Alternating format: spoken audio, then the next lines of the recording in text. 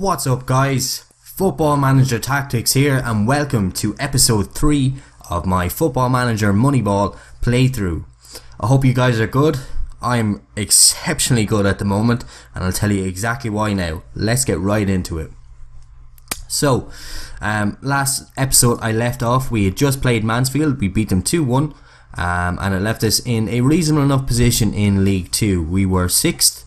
But we were really struggling for goals. I think in the last 1, 2, 3, 4, 5, the last 5 games we had scored 5 goals, which wasn't ideal whatsoever, especially when there was a couple of games we played where we didn't even score. So that's something that we needed to rectify, and I kind of mentioned in the episode beforehand that I was going to look to play a different kind of formation, so I went with a 4-1-2-1-2. I didn't employ it in this game though, which was a shame because we ended up losing 3-1 to Doncaster, who are second in League 1, so they are a league above us and they're doing quite well. But this was the Johnson's Paint North first round, so it was a cup game, so I'm not too disappointed. Yes, I would have liked to have gone on a cup run, but however, my most important thing is to get promoted from the League 2, and that's what I'm focusing on now. And as you can see, the tactical change has worked absolute wonders. So going from these 5 games here, scoring 5 goals, we scored the same amount of goals in one game, and we scored 18 goals then in the next 5 games, which is, it's unbelievable, and I'm so happy with the way the tactics working now at the moment. So you can see we beat Portsmouth, who would have been top of the league at that time actually. We beat them 5-0. Then we beat York 4-0, Bury 1-0, Wimbledon 4-0, and then Cheltenham 4-2. So there have been some outstanding player performances during this time. I'm going to go through a couple of them now, especially with Mosquito and Dominic Samuel as well. Dominic Samuel at the moment is the top goal scorer in League 2, but I'll come back to that in a minute. I just want to show some highlights from the Wimbledon game from our best mate, Mosquito. So just 1 second now. So we have here, these are the 4 goals that I'm going to show from the game against Wimbledon, where we were playing away as well. You can see that we had 16 shots, 8 on target, 7 off target. So our shots on target ratio is starting to improve a little bit. We had 3 clear-cut chances, took all 3 of them because we ended up winning 4-0, and we had 57% possession away, which is fantastic, absolutely fantastic. So first goal, Matt Palmer in the 5th minute, free kick on the edge of the area, and he absolutely thumps it in. It was a great free kick, and I was delighted to see, because Matt Palmer, he's a good player for us, and that was his 2nd goal of the league so far. So it's great to see him getting on the score sheet. This next goal here was the first goal of the game for Dominic Samuel. I think it was his only goal actually, but it was still a great goal. Looked like he was offside, but the left back was playing him on. Took a shot, kind of got a little bit fortunate in the fact that he hit the inside of the post and it rebounded in, but no worries from me. I'll take that goal all day. So next goal was goal number 1 for Mosquito. It was a nice little goal, a simple little tap in, as you'll see here. There was 2 fouls in the build up to this game, and I'm kind of glad that they weren't given, because it would have disrupted the flow of the game. You can probably argue that maybe Cancel Sheriff had a foul there, but I don't think so. So here we go, Mosquito passes the ball on, and then Palmer gets absolutely creamed. He gets absolutely broken up there with a tackle from behind. Looked like it was 2-footed as well, and the referee did nothing. But whatever, no hassle. I don't mind, because we still got a goal out of it at the end of the day. Mosquito showing his awareness there to be able to see the rebound from the keeper, and just slot it in. This last goal, however, was absolutely wonderful. Some Brazilian flair from our Brazilian striker. A lovely little back heel kick, or back heel bicycle kick. It looked kind of funny when he did it, but whatever. Lovely Brazilian flair from our Brazilian maestro, Mosquito. They have some weird names in Brazil actually. I was thinking about that when I was playing the game, and I kept putting him in the team, and I was looking at him, I was like, Mosquito, they have Mosquito, Chikorito, I know he's Mexican, but still, Coutinho, You have, say, Willian from Chelsea. Like, they have all these weird names. Oscar. I don't know what the story is with the one names, but anyway, I digress. We get on. So that was that game, which was great. So yeah, we'll go into the league table now, and you'll be able to see exactly where we are. So we're on 26 points at the moment, 23 goals scored now, 4 conceded in 10 games. We still haven't lost a game all season, which is great. And we have a goal difference of 19. We're 3 points and 10 goals ahead of Wickham, 4 points ahead of Plymouth, and 6 points ahead of Portsmouth. So we're sitting pretty comfortably at the moment. We have 3 points on the team closest to us in second. I don't think Wickham will be able to sustain second place all season. You can see here 2 of our players are in the top 4 goal scorers in the league. Dominic Samuel with 8. I'm sorry, I thought he was the top goal scorer in the league, but clearly he's not. Ruben Reid from Plymouth has scored 11. However, Mosquito then with 6. And then our average ratings, we have 2 players in the top 4 in the league as well. Remy Cilia, our fantastic left back. He is on average the best player in the league at the moment. Second to Ruben Reid, who is the top goal scorer. So that says something. A left back is performing better than a striker at the moment. And then Kelvin Maynard, who funnily enough is our right back. He's up there as well. So it's great to see that our fullbacks or wingbacks, whatever way they play, are 2 of the best 2 in the league, and it's great to see that they're up there and performing well, especially with Remy Cilia, seeing as he's joint top with the most amount of assists in the league, which is something as well that's absolutely amazing. But on top of that as well, we've played 10 games and we conceded 4 goals in 10 games, which is absolutely fantastic, and that is all down to this man here, Mikhail Salomon. He has been an absolute beast for us. He's really, really good. Look, he's improving so much. Everything he's been doing at the moment is improving, and he's going to be a fantastic player. So he's loyal as well, which is great. I just want to see, it doesn't say, it says he has potential, but it doesn't say what league he has potential in. But however, he's been absolutely amazing. So I'll actually go into our squad now. And I'll just show you what we're doing at the moment. So appearance wise, we have Remy Cilia, who has been ever present in our team, been absolutely outstanding. He deserves to be in the team week in, week out. I don't really care that Damien McCrory is coming back. He was signed as probably cover for McCrory because I thought McCrory might be maybe a better player, but no. McCrory is going to have to do an awful lot to be able to get the left back position off Remy Cilia. He is pretty much number 1 now. Same goes for Mikhail Salomon. He was signed as cover for John McLaughlin, and he was more so the goalkeeper for the future. But I mean, after his recent performances, I can't take him out of the team. He's been absolutely fantastic as well, so he's staying in the team. Same goes for Cansdale Sheriff, who was at the club when we first started, but he is suspended at the moment. He got sent off in the last game for a stupid tackle. He got a straight red,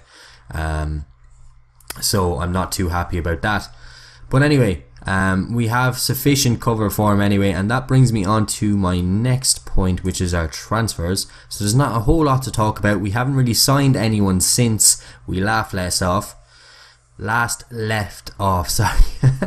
English please. But we have got rid of a few players. We've sent out a load of players of our youth on loan, so they've been sent out on loan, but we have let 2 people go. So the first one was Abdenasser El Kayati, think I said that right, and we let him go on a free to Wickham because we had plenty of players in his position. He wasn't the most amazing, he was okay, but I decided to leave him go because he was on 850 per week with us as far as I remember, and I wanted to free up some more of the wage budget, so I wanted to let him go. Then the other player, which was a big decision, a very, very big decision, was Ian Sharps. I let him go on a free to Northampton. He was on 1,500 per week with us. I'm not sure how Northampton are affording to pay him nearly twice and a bit of that. But whatever, let them off. It says here he's a decent signing for most League One sides. I disagree. I had 6 centre halves at the club at the time when I decided to let Ian Sharps go. Now, fair enough, he was club captain, but I didn't want him to be captain, and I didn't want to disturb the atmosphere in the dressing room by taking the captaincy off him and giving it to someone else and then having him complain. So I said probably the best thing to do would be to let him go. It made sense in all areas because we had too many centre halves. He was 33, so he's pretty old, and in regards to Moneyball, it's best to sell players after they hit 30, so he fit into that criteria. He was on high wages as well, which I couldn't justify paying him that much for his little contribution to the team. So I decided, let him go, and we haven't really missed him, to be honest, at all. Kansas Sheriff has stepped up and taken his place with both hands, and that's great to see as well. And then on to the Holy Grail, or the golden ticket for this episode, is our tactical setup. So last episode I decided that I was going to play with a 4-4-2 diamond or a 4-1-2-1-2, whatever way you want to explain it. And it's proved to be an absolute gem of a decision. Playing with 2 strikers as well up top is really giving us more of a goal scoring threat, as well as taking some of the pressure off either lone striker and letting them play together. So I have Samuel playing as a poacher because he has pace to burn. Mosquito does too as well, but I like to play him as a false 9 to give him more of an outlet. So he kind of drops into the number 9 false 9 position. He drops into the number 10 position. So he'll drop back here. And give some help to Asamoah, who's playing as a trequartista. I do play Mosquito as an advanced forward as well sometimes, or even as a poacher, but I know it's probably not best to play 2 poachers together. But these are my 3 main men here. Asamoah then as my trequartista.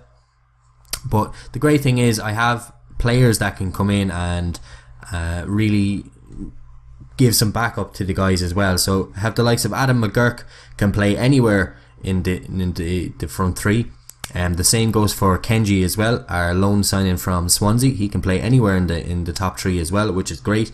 It gives us some kind of, we don't have to rely on these guys too much. And then we have Fopala as well, who hasn't even made a game for us yet. He's just back from injury, so I'll probably see if I can get him a few games over the next little while. But I am looking forward to using him because I think he will be a good player. He has 4-star potential, and he has potential to be a good Premier League striker in the future. So he's someone that I want to bring with us up through the leagues, because I am afraid that if Mosquito keeps performing the way that he is performing, if someone comes in with a bid that's worth more than that's more than what he's worth, then I will have to sell him, and I need someone who's going to be able to slot in there as soon as he's sold. Then in the midfield we have another 3-0 in midfield. We have Lenihan playing the deep line playmaker role. He's very good at that role. We've Weir playing as an advanced playmaker. Robbie Weir, actually, he's been doing well enough recently. You can see here he scored 2 goals. I think he has something like 4 assists as well.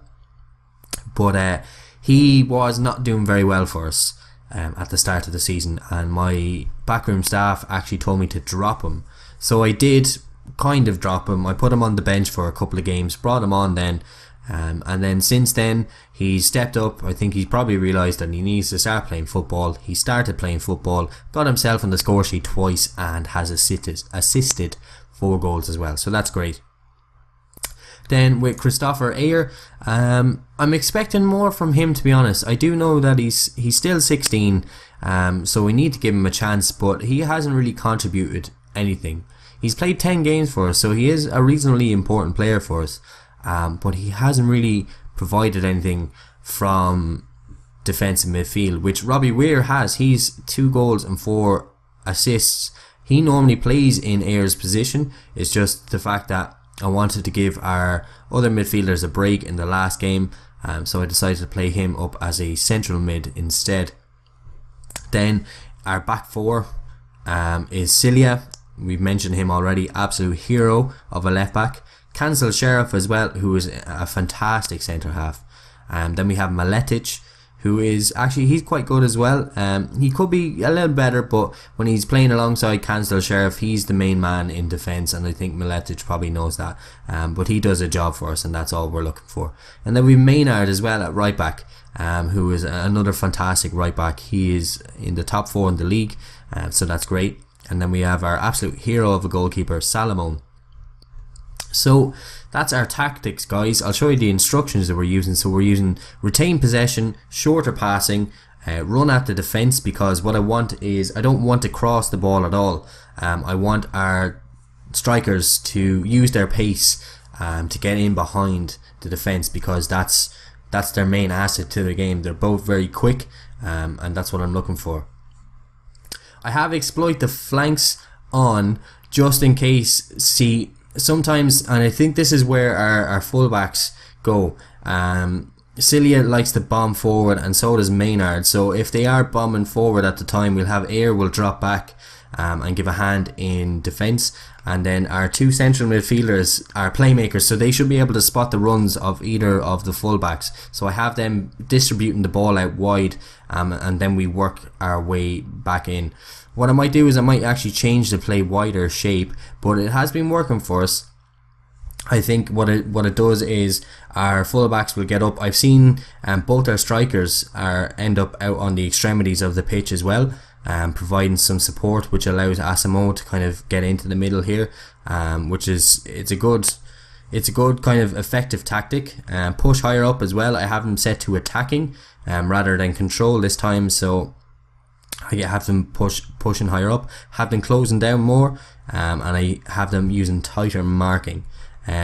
Every now and again, actually I'm going to turn this on now, because this is a useful tactic to have when you have 2 strikers. But I have a lower tempo, and I have them set to be more expressive, and which is working wonders. So it's pretty much, our tactic is kind of like a build-up style. Like we don't want to play fast attacking football. We want to play slow possession based football. I think like Barcelona, Liverpool last year, although they were a bit different, they just pretty much played attacking football and just scored a boatload of goals, but also conceded so many goals. But that kind of style of play where we keep it cool and we keep it calm, and we like to build up and wait for those gaps. So that's the way our tactics are going at the moment. But yeah, just going back to our schedule. So what I'm planning now is I'm going to play all the way up until the transfer window opens. There's no point really anymore doing a month by month update. So I'll play all the way up until the transfer window opens, and from there then probably what I'll do is play until the transfer window shuts, do a quick update to see what kind of transfers we've had in and out, and then I'll play towards the end of the season. So I'll probably play until we have about 4 games left, do a quick update then again, and then I'll play until the end of the season, and we'll do another update then. So that's it, guys. That's the format that it's going to take now. So the next time you hear from me will be just after the Accrington game, and hopefully we'll still be where we are. I'm pretty confident at the moment, judging by our recent form, that we can keep this going, and we can really push for automatic promotion and get into League 1. If we were to win the league, would be fantastic, but it's early days yet, too early to be talking about that. We'll focus on the task at hand, and I'll see you guys after the Accrington game. So I really hope you enjoyed this. I really hope you're enjoying this series so far. If you are, make sure to leave a like, and make sure you leave a comment as well. Just let me know if you have any suggestions as well, tactical wise, player wise. Do let me know as well, and I'll see if I can incorporate them into my save in the future. But that's all from me today, guys. Thanks for watching. I'll see you in my next video.